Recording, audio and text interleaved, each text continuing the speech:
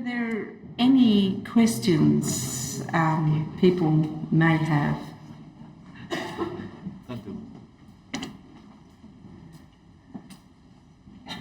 Thank you, David.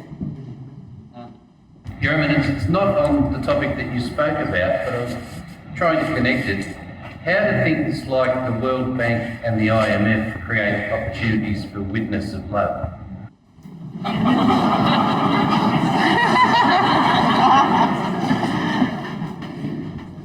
I think that the intention of the creation of these institutions was really very good.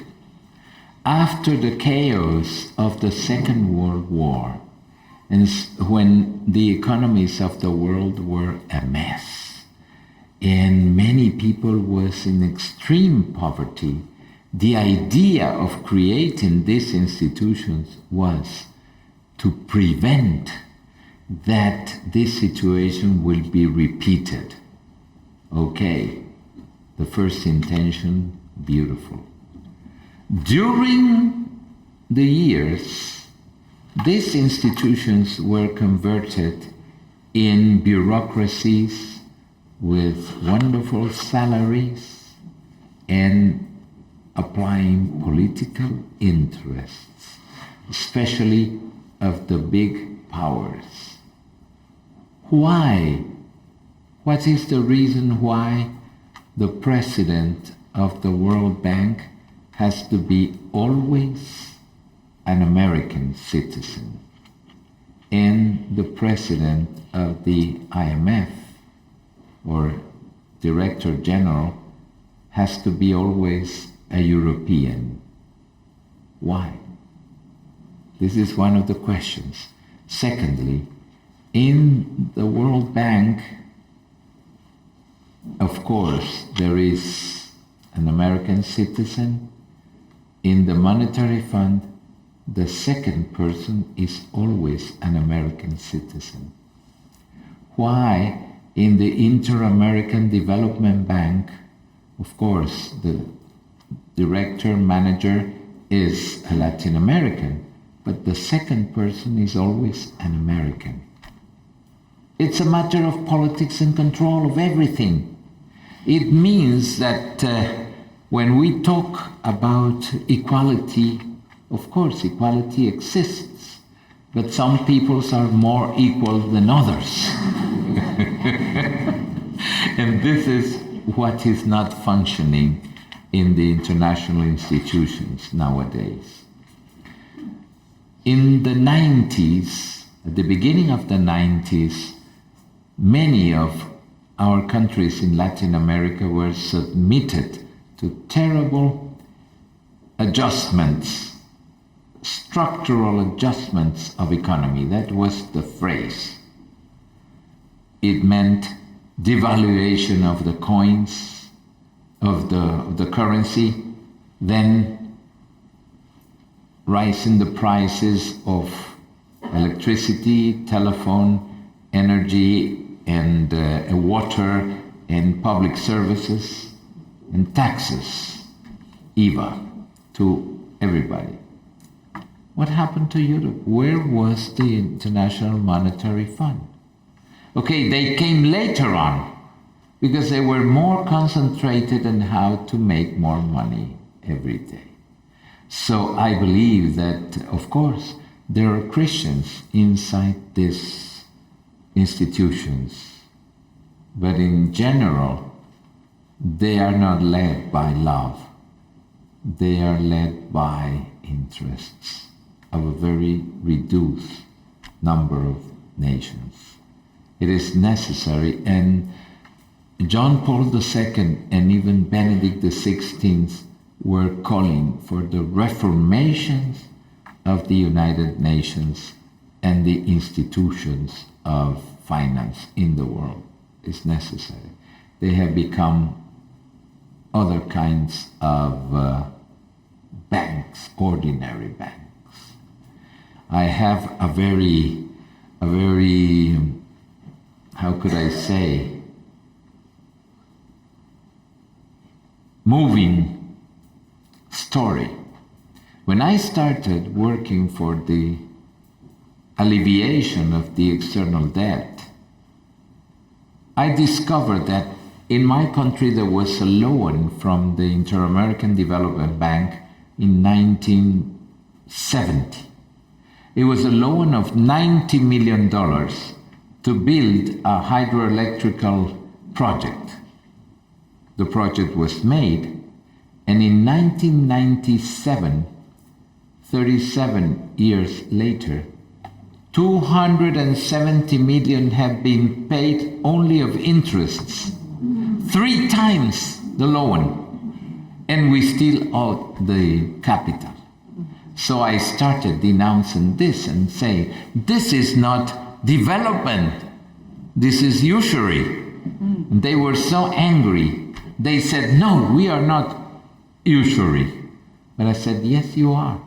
Here are the numbers. Here are the how do you call them? La cifra. The statistics, yes. And they were ashamed. And they renegotiate the loan to a lower interest. But this is, if these institutions are to help development, how are you going to help development killing the people? So, of course, is necessary. And the gospel of love has to arrive there. And those who believe have to put it in practice, questioning. But when the matters of money arrives, many times Christian faith is put aside.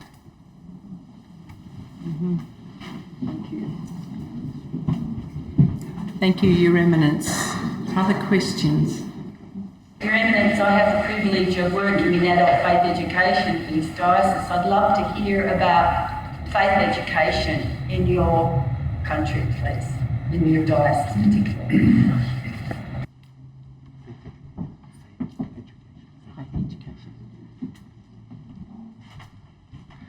I think that, as everything in life, faith needs education. But the education of faith starts in the family. When parents and brothers and sisters believe, it's better to educate in the faith than without faith in the family. Family is indispensable in education of the faith. Even if the parents are not very literate or have read all the encyclopedias of doctrine of the faith, witness and testimony is the best. And a mother educates in faith, loving their children and taking them to God. There are beautiful experiences nowadays of families that are catechists. It means the educators of the faith of their children.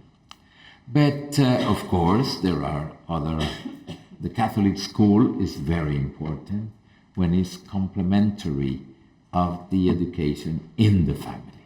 Without this, it's very difficult.